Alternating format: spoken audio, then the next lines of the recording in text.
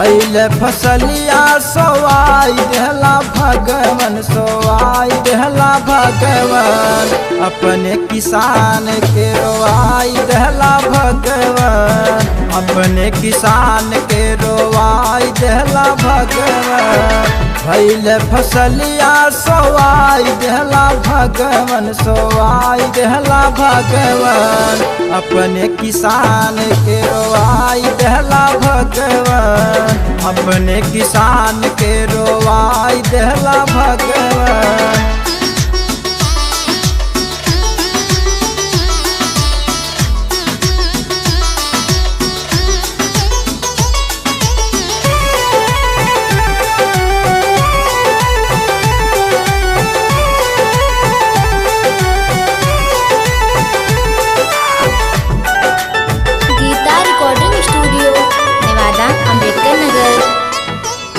रोवत किसान के केहू ना सहारा है, केहू ना सहारा है, केहू ना सहारा है।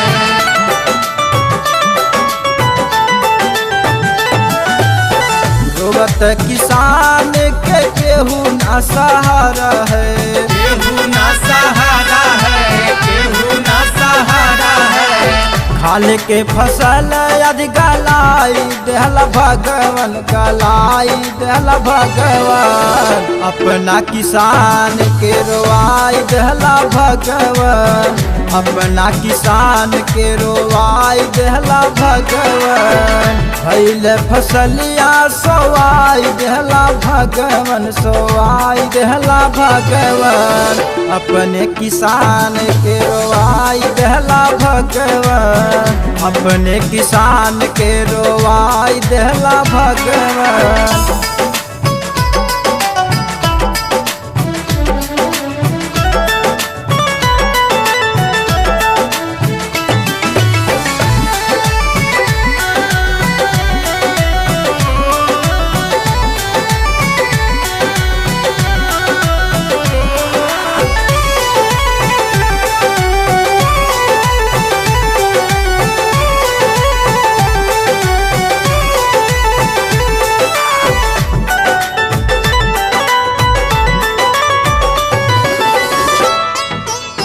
गरीब किसान के गेहूं धन सहारा, गेहूं धन सहारा, गेहूं धन सहारा।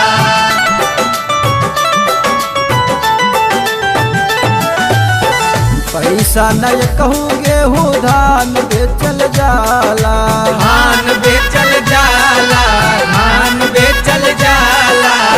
मौके पे गरजिया चलाई देला भगवन, चलाई देला भगवन, अपना किसान के रोवाई देहला भगवन, अपना किसान के रोवाई देहला भगवन। भइल फसलिया सोवाई देहला भगवन, सोवाई देहला भगवन, अपने किसान के रोवाई देहला भगवन, अपने किसान के रोवाई देहला भगवन।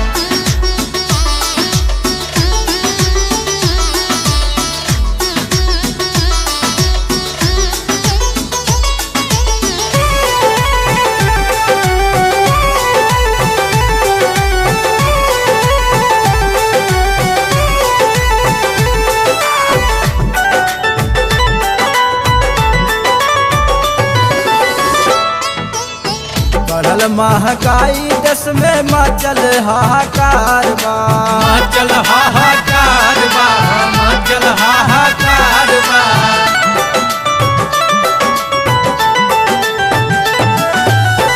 नाही कमाई नाही कौनो रोजगार बा, कवनो रोजगार बा, कवनो रोजगार बा।